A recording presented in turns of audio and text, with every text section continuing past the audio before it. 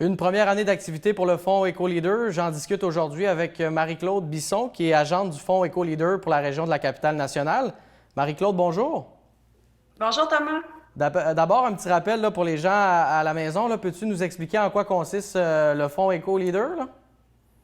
Oui, avec plaisir, mais j'aimerais avant illustrer de quoi je vais parler. Un éleveur de porc qui reçoit un coup de fil, la porcherie est en feu. Perte totale au niveau des bâtiments, au niveau des animaux. C'est ça qui est arrivé aux viandes biologiques de Charlevoix, situées à Saint-Urbain. L'entrepreneur, il a utilisé cette crise-là pour se relever des manches puis dire on passe à une autre étape au niveau de notre système de chauffage.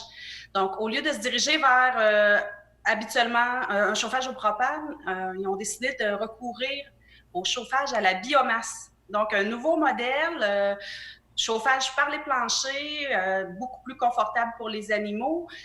Une machinerie qui permet aussi de chauffer une protéine de soya qui est ensuite réintégrée dans l'alimentation des animaux, une économie de 80% au niveau de l'électricité, une économie de 400 000 $ par année au niveau de l'alimentation pour les animaux. Donc, c'est le type de projet qui peut être subventionné par le Fonds Éco-Leader. Toutes les réflexions préalables à ce type de projet éco-responsable, c'est ça les objectifs du Fonds Éco-Leader. Donc, c'est donc un programme du MEI pour aider les entreprises à amorcer un virage vert, une enveloppe de 18,5 millions pour les PME qui veulent intégrer des pratiques d'affaires éco-responsables ou des technologies propres dans leur modèle d'affaires.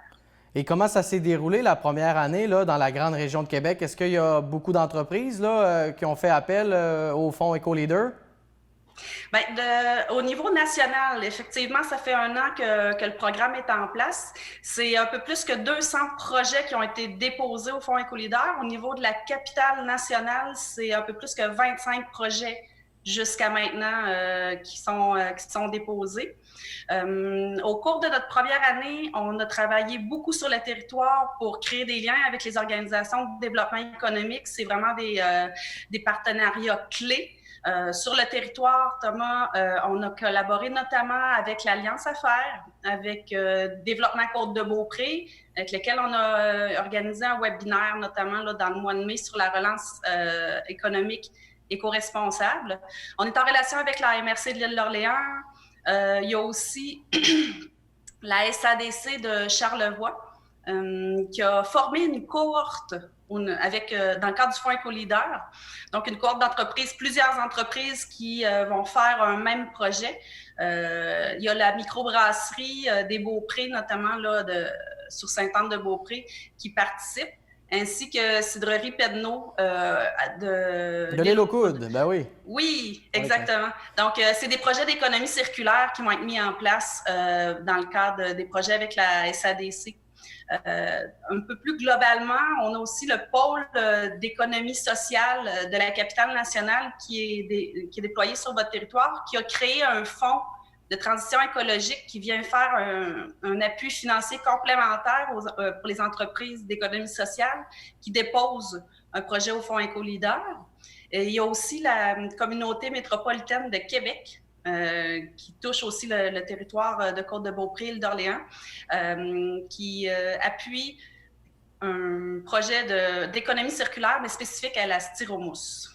Et ton rôle là, en tant qu'agente, bon, on comprend que le fonds, il y a des mesures financières, mais est-ce qu'il y a des mesures aussi d'accompagnement là, pour soutenir les entrepreneurs qui ont des projets concrets? Oui, effectivement. Moi, je suis la représentante Éco-Leader pour la Capitale-Nationale. On est 18 à travers la province. Notre rôle, c'est oui, de faire la promotion du Fonds Éco-Leader, mais des fois, le programme ne convient pas nécessairement au projet des entreprises. Donc, on connaît l'argent au niveau fédéral, provincial, local, municipal, puis on connaît aussi les experts. Donc, c'est pas nous qui faisons l'accompagnement. On se dirige davantage vers... on dirige les entreprises vers les experts qui sont en mesure d'accompagner les entreprises. À la lumière un petit peu de tes commentaires, là, le Fonds Éco-Leader a quand même pris un bel élan là, dans les derniers mois. Croyez-vous que cette tendance-là va se poursuivre? Là? dans le contexte économique actuel? Je crois que la capitale nationale s'en tire très bien. Le dépôt de projets se poursuit. Moi, je suis très, très occupée. C'est donc une belle nouvelle, en fait. La COVID a eu deux effets. Des entreprises qui ont été totalement paralysées ou des entreprises qui ont justement maintenant le temps de réaliser ce type de projet. Souvent, les entreprises, l'éco-responsabilité, on n'a pas le temps, on n'a pas l'argent, on ne sait pas trop par où commencer. Mais c'est ça qu'on a là présentement. On en a du temps. Puis, comme agente, là, je suis là pour les entreprises. Je pense en fait que ça va aller beaucoup plus vite dans notre deuxième et notre troisième année, puisque là, il y a beaucoup de bonnes relations qui se sont créées avec l'ensemble des organisations de développement économique du territoire. Puis il y a des entreprises de la région là, qui ont un intérêt pour ça. S'ils ont un projet, la meilleure façon, là, c'est de communiquer directement avec toi là, pour connaître les opportunités là, qui s'offrent à eux. Effectivement. Donc, nous, on prend du temps avec les entreprises, on écoute leurs projets, on écoute c'est quoi leur objectif, puis on est en mesure de les appuyer en ce sens-là. Je ne sais pas si tu me donnes le temps de donner deux petits exemples d'entreprises leaders. Au niveau de la restauration, par exemple, il y a les Restos Plaisir qui ont déposé effectivement au Fonds Micro-Leader, qui ont intégré des robots dans leur cuisine pour faire de la gestion de résidus alimentaires. OK. Puis juste ça, en économie, c'est 30 000 par année par restaurant. Puis ça, c'est innovant? Aussi, oui, puisque c'est une technologie propre qui traite les résidus alimentaires. Donc, on n'a pas de manutention de déchets au niveau des employés à faire. C'est directement en cuisine, on met ça dans le petit trou. Puis, une fois, je pense, par 2 semaines, là, c'est évacué là, par un camion qui vient spécifiquement pour ça. Puis, je pense que tu avais un autre exemple concret d'entreprise qui fait preuve de leadership là, en matière de pratiques éco-responsables. Oui, mais en fait, je voudrais juste parler des deux entreprises, revenir sur les deux entreprises qui font partie de la cohorte avec la SADC de Charlevoix. C'est des entreprises qui avaient déjà, en fait, amorcé un virage éco-responsable. La microbrasserie des Beaupré avait déjà intégré des jardins pour son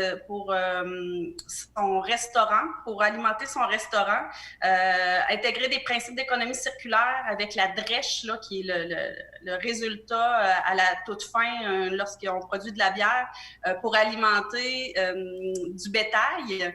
Et ils travaillent présentement aussi à des projets de mutualisation des transports, donc pour se mettre en commun avec d'autres entreprises qui ont les mêmes besoins pour payer moins cher, dans le fond, leur transport.